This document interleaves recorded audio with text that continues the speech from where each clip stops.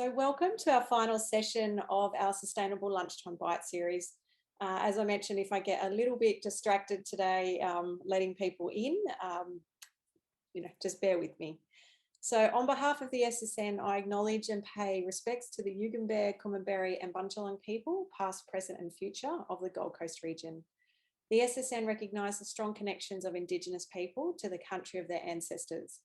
We value the cross-curriculum priority of the Australian curriculum, Aboriginal and Torres Strait Islanders' histories and culture, and all that Indigenous elders, past, present and emerging, have to teach us about how to live sustainably. I'd also like to take a moment before we start today to thank you all for joining in. I know we've all got very busy lives, so thank you for taking the time to come and join in. I'm really grateful for your interest and for participating in the whole series. As most of you know, to start the 2021 school year, we have designed this series of Sustainable Lunchtime Bytes, which is coming to an end today. So this is our fifth and final session. The plan was always to not take too much of your time and to be informative and to hopefully answer any questions that you may have. So my session today is called Building Partnerships for Change, the Importance of a Whole of School Approach. As the SSN's Chief Steward, and also as most of you are aware due to the wind up of the SSN, I chose this topic to present as this has really been at the heart of all of our work over the last 2 years or so. So today I wanted to start with an African proverb. I wanted to share this with you because I think it's resonated through all of our webinars so far. So if you want to go fast, go alone. If you want to go far, go together. For those of you who have participated in all these sessions, I hope you've noticed this theme. Ali started us off by looking at unlearning, for those of you that heard that session. Also with being okay with deep learning and being in a place of discomfort. She reminded us that we mostly operate with a human-centric lens, and although this is based on our own experiences and perception, it does allow us to understand others, which is important when we work together. Eddie presented from his classroom on the Gold Coast about how important it is to share the load and to have regular self-care practices, which is something we often all forget. By going together, Ed's experiences are that he's seen change in his school over time. Indeed, he shared with me last night that he's had 3 new teachers in this last week join in with new projects that they're aiming to implement at his school. So he's, as you can imagine, pretty excited about that. Georgia also shared how her sustainability community has substantially grown by encouraging student agency and choice and by regularly coming together. Sorry about that.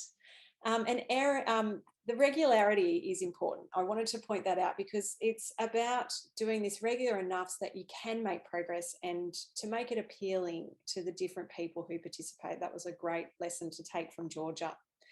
Erin reinforced the need for students to take ownership, yet the real change occurred when working with the community that interacts with her school.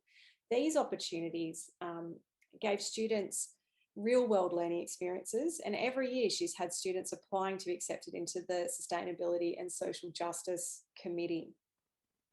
So I'm sure after these sessions and your time with the SSN, you know that partnerships are important. We all know that collaboration is in particular a key 21st century skill. But today we're just going to dive a little bit deeper and explore what does that look like and how do we explain this to other people. So let's start with the SDGs.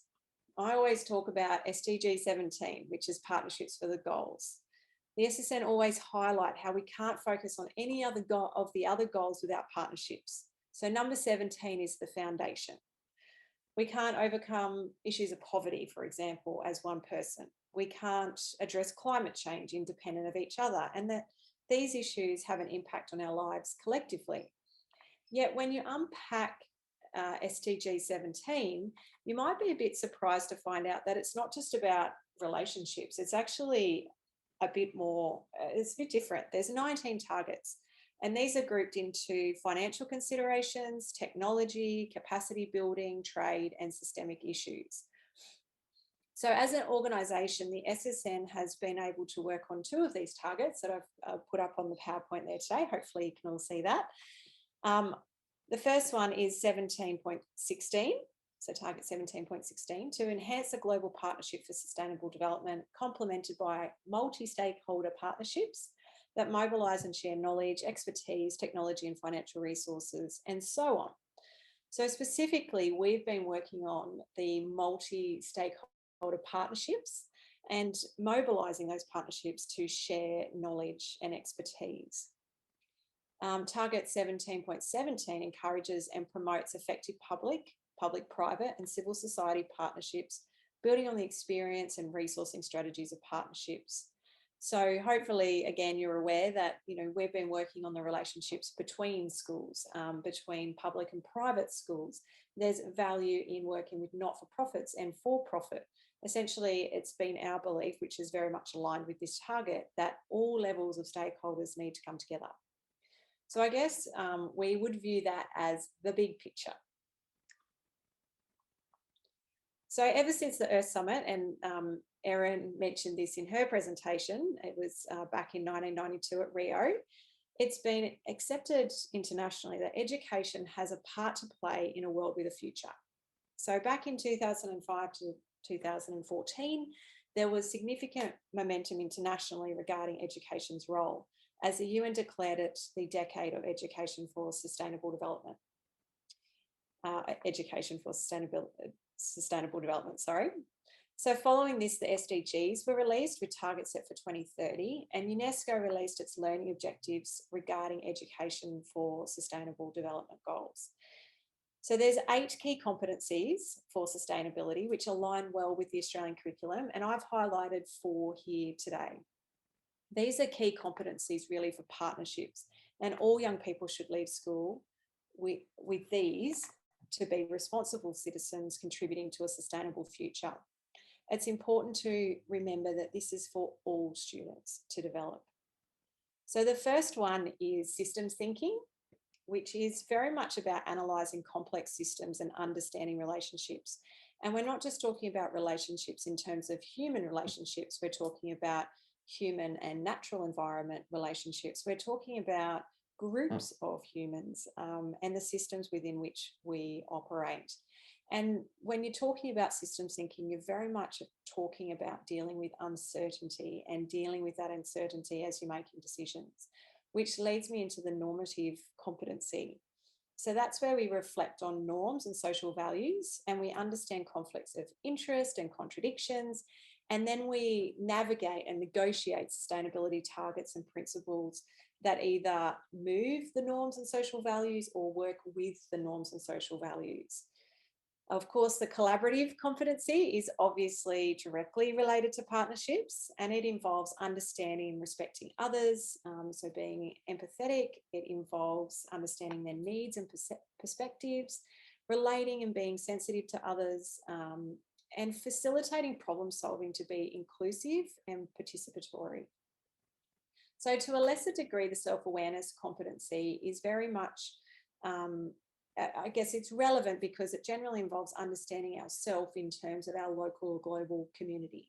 So being self-aware allows us to contribute to our community and to remain motivated to do so. And it's an important skill for young people and really for us to have. Right, so I guess at the SSN we think about, there's 9,500, actually it's closer to 9,550 schools in Australia today.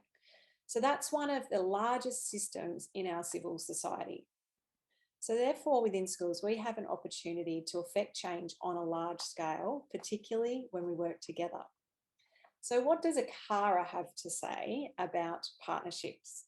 So there's a rather lengthy quote here from ACARA defining education for sustainability. And I'm not going to read it out to you today, but I want to highlight that working together is really a common theme, and that UNESCO's learning competencies are also visible here. So for instance, worldviews require us to have system competencies.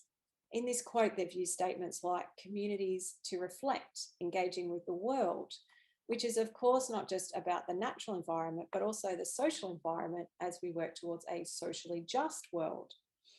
This statement ends with the word interdependence, which reminds us that we're all connected and part of something greater than the sum of the parts. So, likewise, education for sustainability is more than just the organising ideas of the Australian curriculum. It's also important to know that most of the work on EFS, for short, so Education for Sustainability, has focused on educating teachers, or the lack thereof, both at the pre-service and professional development levels. Of course, teachers are important in this process, as is educating students. However, this misses one of the most exciting opportunities available to humankind to address unsustainability, and that is that almost everyone in a community is touched by schools. So not only can we be future focused by educating young people, but we can also make change now. So before we look at a whole of school approach in more detail, I just wanted to share this quote I came by over the last few weeks. It highlights the importance of the word we. So when I is replaced by we, even illness becomes wellness. We is a word I use often, so funny about that, I use often, but it's a very simple way to make people feel part of a team and to feel valued. And I really encourage you to start using that in your school environment. Okay, so back in 2014, which was towards the end of the decade of Education for Sustainable Development, the Australian Education for Sustainability Alliance, so ESA, I think we call that, released a really good report titled Education for Sustainability and the Australian Curriculum Project. So this report outlined the central role of a whole school approach and the elements involved. So I've taken a couple of quotes there as really good reference material. The whole school approach to education for sustainability was considered the most effective model to implement EFS in schools across all disciplines, over and above piecemeal implementation by individual teachers. So this doesn't mean individuals are not important, because of course individuals make up the whole. It doesn't mean teachers are not important. What it means is that teachers can't do it alone, and that we need the whole community to engage if we want change to happen. So a whole school approach to EFS is defined as one where sustainability is embedded throughout the school, and that's within the curriculum, operations and management. And it means being embraced by all school staff. So this requires a commitment to EFS by a significant portion of teachers and the internal school community as a whole. It means engagement with the external school community, as well as by the education system and administrative authorities. And it's exemplified through system-wide policies and actions. And, you know, if we look across the states of Australia, we can definitely see some are doing better on that than others. So what does it look like if we don't have a whole school approach? It's probably something we can all relate to a little bit easier than what it looks like if we are doing it. I've used these bouncing balls because it's like we're all trying to do this independently. We're not really gaining a lot of momentum, and we're not really forming a bigger ball and making a lot of change in any kind of rapid way. So I guess some examples of what it looks like if we don't do it are, it looks like students, I've often used this example, but you know, it's one that sticks with me through time. It looks like students doing a water audit of leaking taps, and maintenance staff who don't have the time to find out where the leaks are, not knowing to fix them. It looks like a purpose-built school with all the latest sustainability building structures and design, yet the teachers don't know how to use the facilities to aid or further students' learning. It looks like learning about circular economy within the classroom, yet there are no opportunities in the school grounds to recover and use resources, rather everything heads to landfill. It looks like learning about the natural cycles of nature and the importance of biodiversity, only to chop down more trees to replace the natural landscape with more concrete and built environments in the name of play areas.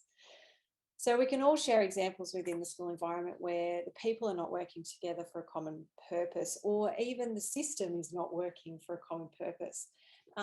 And you might want to just take a moment now to reflect on, or maybe put a few examples of what you've seen in the chat bar.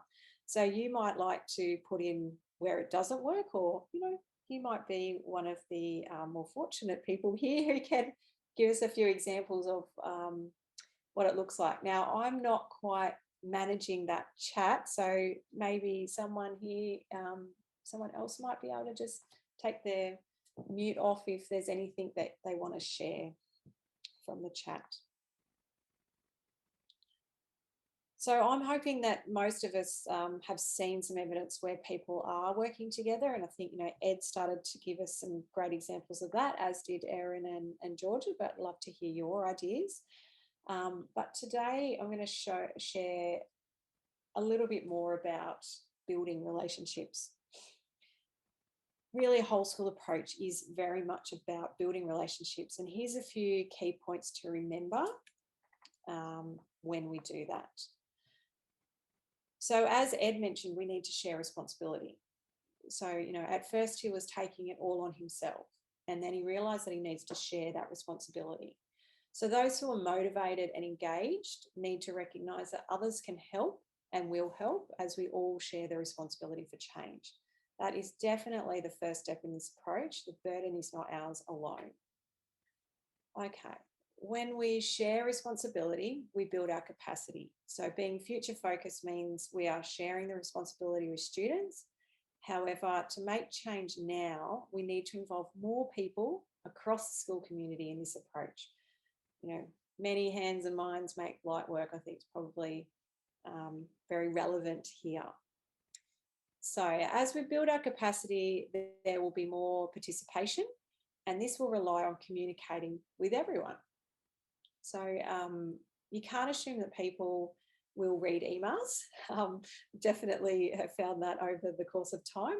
So we need to use all the communication opportunities at our disposal to reach people. This again provides wonderful practical experiences for young people, but it's something that we really need to be mindful of as the people that are most likely driving this change within a school environment.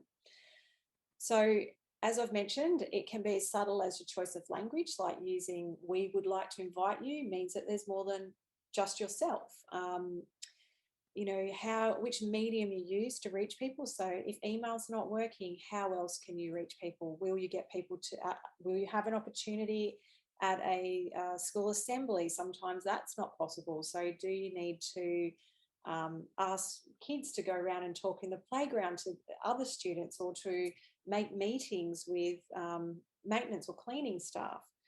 So, you know, for the SSN, I'm not particularly a big fan of all the communication platforms available to us, but I really see that it's important to meet people where they are, rather than making people meet where I am, or, you know, the team is.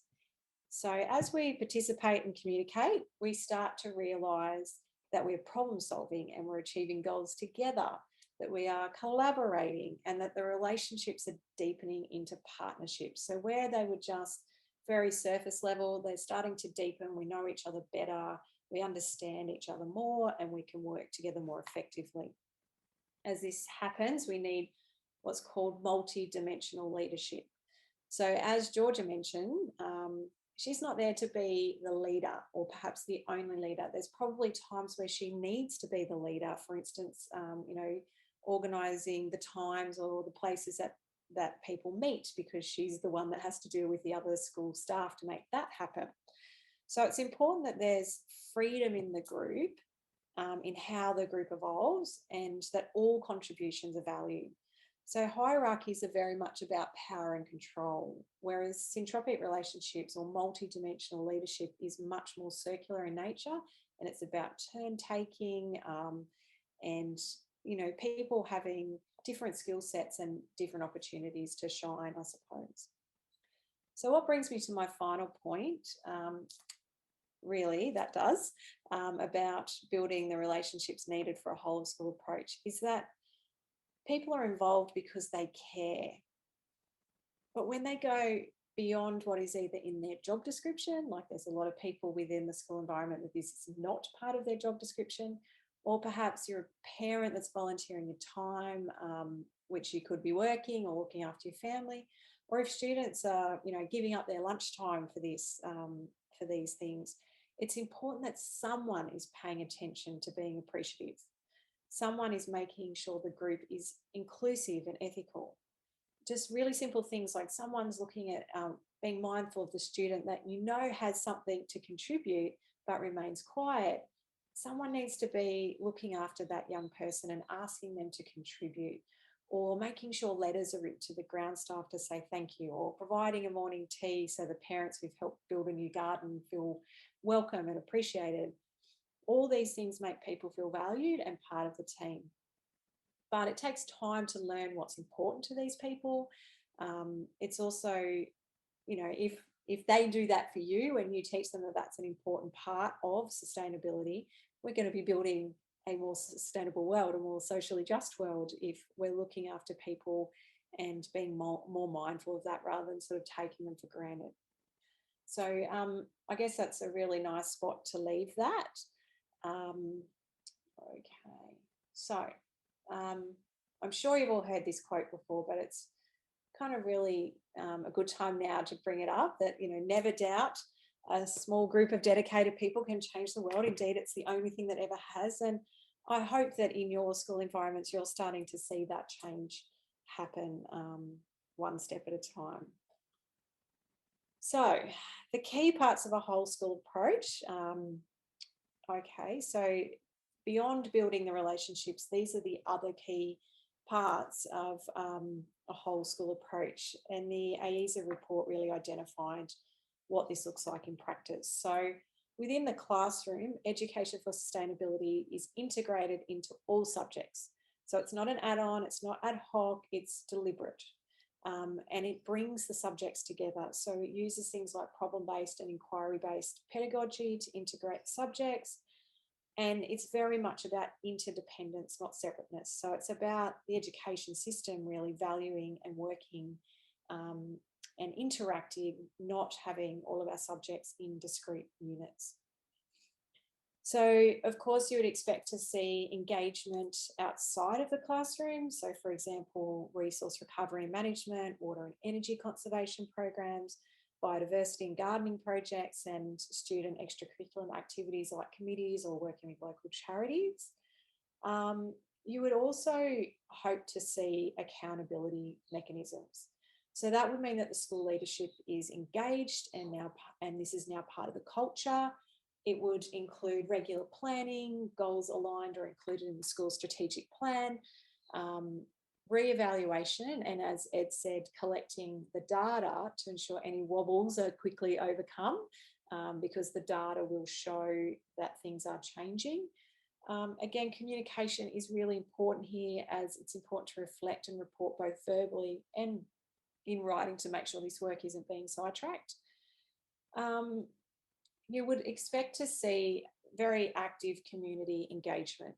So this means the school leadership is definitely involved, as are teachers and other educators. The students are valued and involved, administrative and caretaking staff like your cleaners, maintenance or ground staff. And of course, parents also can have an active and valued role. So you never want to underestimate what parents can bring to your school. They're quite often local businesses.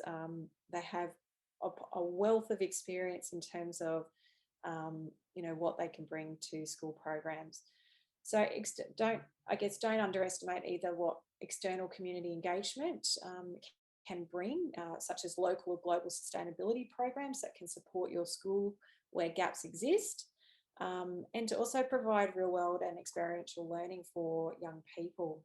So I know that sometimes there's hurdles that need to be overcome to ensure you can work with external service providers, but don't underestimate the value of jumping through those hoops to make this part of your school culture.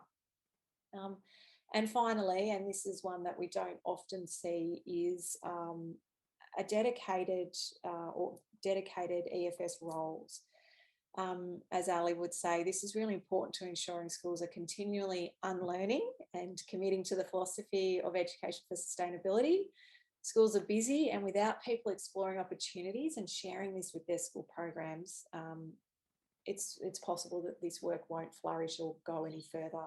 So with the best of intentions, without people and relationships, really nothing is going to happen.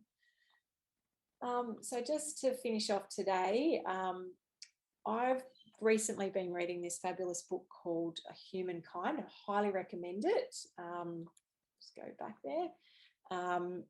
It was given to me by a lovely lady, Judy. Thank you, Judy. And I guess this is really important because when we do have little wobbles or low moments, it's really important to remember, and this is definitely why I do this work, people are good at heart. So just remember that, take another step forwards or maybe sideways until the relationships are there and ready to take another step forward. So I hope this has been of some value to you all. Please don't forget that we have got a networking night on Thursday night if you're on the Gold Coast. There is a cover charge on this, but there'll be beer, wine and pizza involved, and the funds are being used to help us wind up the charity. And also we have literally 15 more likes to go on Instagram to reach 1,000. So if you can help us with that, that would also be great. Now I'm going to stop sharing my screen and just invite you to put in your chat any questions or, you know, turn your video on or, yeah, just hear if you'd like to ask anything or make any comments.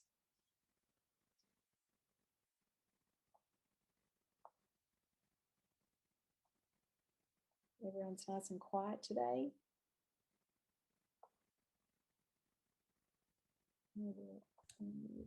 Hey, Erin. Hi, Katie. I just wanted to pop on and say thank you. That was awesome. Great job. Thank you. It's my passion, as you know. Yes. Yeah.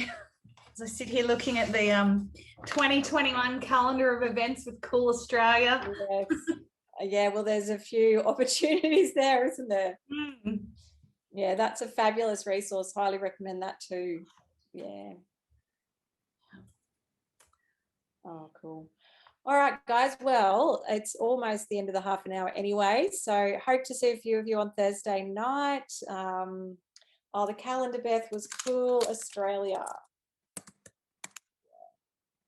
They do a great one. I've noticed Solar Schools have got one as well, if you jump on their website. But yeah, Cool Australia is sort of without a doubt every year got probably the best enviro social calendar. Would that be about right, Erin?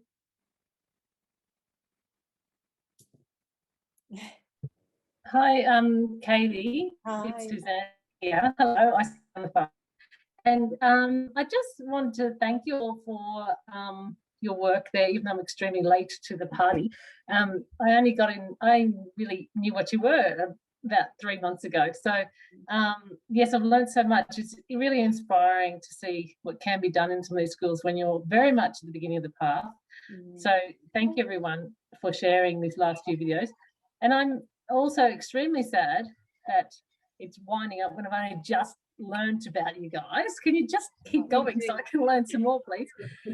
So I suppose I've already got, I'm aware of some of the other systems out there for schools, including let me say, is it SEMP, the Sustainable Education Management Plan? So I'm aware of that crew in Queensland, but what other organisations are there that, since you unfortunately are winding up, that I could put on my people to bug list? Actually, Katie, you're going to be the person I bug anyway, so whatever. Well, I do plan to most likely keep the email address open for at least a little while. You know, I've had this habit for 2 years of checking it, so it's unlikely that will stop quickly. But look, there's some great organisations around Australia, and it does depend on which state you're in. So, you know, anyone in Victoria is fortunate enough to have Resource Smart Schools, which is a very well established, very well funded program that's not going away in a hurry. Queensland, we've got down on the southern end, and if you're in primary schools, the Eco Marines, and if you're up on the northern end from about Bundy, I believe, north, is the Reef Guardian School program. And although they've probably focused a lot in primary schools as well, like they have had, you know, some, like they are trying to support secondary schools. It's just they probably find primary schools engaged more, and that's definitely probably what most programs find. Yeah, so we've also got, if you're you're not, Suzanne, you're a parent, aren't you? So well, I am a parent, but I'm also a speech therapist, but yeah. Okay, so we do have Australian Parents for Climate Change. That, oh, okay. yeah, Okay. they also try and do sort of collective action, like getting together in groups so they can support any of the, you know, climate rallies that go on, or petition for, you know, solar on schools and things like that. You know, so I mean, they're probably really great starting places. For teachers, there's obviously the Australian Association for Environmental Education, who have been around for about 40 years. I think they celebrated last year their 40th anniversary.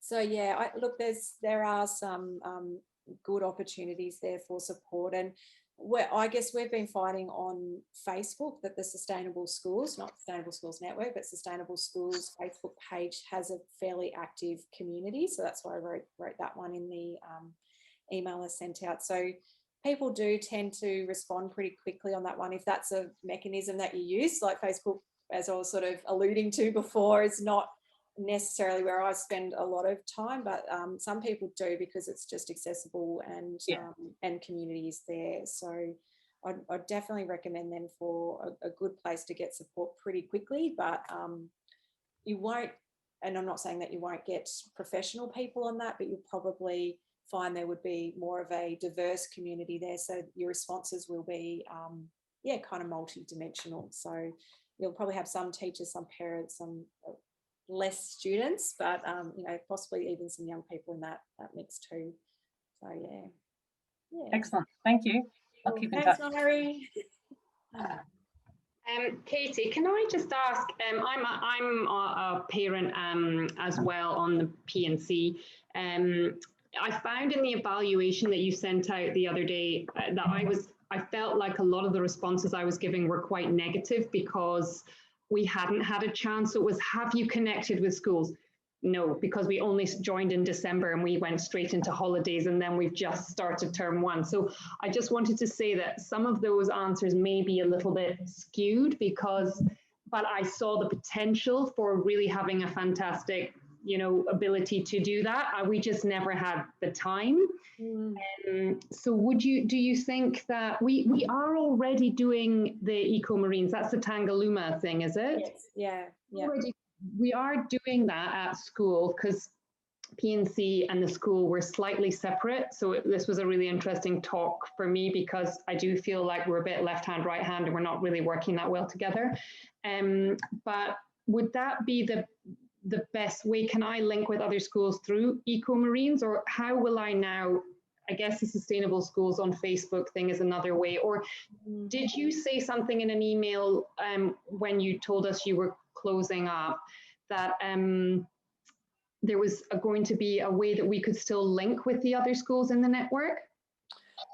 Look, yeah, before we wind up, I think, you know, a really nice thing to do would be, you know, particularly for our member schools, to share the contact details, so that we can make sure at least our member schools stay supportive and working together. You know, and if we can think of any other ways to make that happen too, I'd be more than open to it. But, you know, it is something that you can facilitate in terms of, you know, there is a PNC association in Queensland that should be able to link you with other PNCs. But, you know, more so if you look at locally, what are the schools in your area? And I mean, this is sort of where we started, was, okay, what are the names of all the Gold Coast schools and who's a contact person there? And it might be that you don't end up reaching all of those people by email, but if you looked at the 3 schools that are closest to you and you called someone in the administration and said, I really want to know who your contact person is in the PNC, or a teacher that's driving sustainability, because I want to learn and share, like, they're networks that you can start that mean you're supported. And, you know, Beth, one thing that we always found, and a reason we started is because there's normally a couple of people within a school environment that are like little islands. And we just want to connect those islands with other islands, because sometimes you can't get that support directly within your school, and you need someone to say, I know you tried that, but I tried this and it worked really well. Or what do you know about your school? Okay, you know that. So why don't you try this? And it's just a cup of tea or a conversation that sometimes is the difference between not making it go far and getting somewhere. So, you know, I've had a few of our university group, like the academic group that we've been working with around Australia, say they're still very keen to present, you know, a couple of times a year. So if there's any way that we can still facilitate things like that, that provide a little bit of an opportunity for people to get that little bit of momentum back, like this series was intended to do. You know, I hope that we can do that, but you know, can't make any promises at this stage on it. But I definitely would encourage you to just even look at those 3 closest schools to you and see if you can find someone within that environment. And I would definitely encourage you within your own school to look broadly. So make some relationships as a P&C member with the school cleaner or maintenance staff. You know, look for a few students that you know are hopefully going to be there for a little while. Like if you just get the leaders, like the Year 6 kids or the Year 12 kids, it's doesn't have a long time to last. So find some younger ones, and you know, hopefully give them the experiences and empower them to take some ownership and leadership. And generally that's what schools really want, is opportunities for their kids like that. So if you make it very much about them and provide those opportunities, most schools are pretty open to open to it. So thank you very much. Yeah, and I'm so sorry that we've only just got to meet, but yeah, better late than never. Yes, absolutely. That's a good silver lining. Thank you. No worries. All right, well, take care, and yeah, good luck.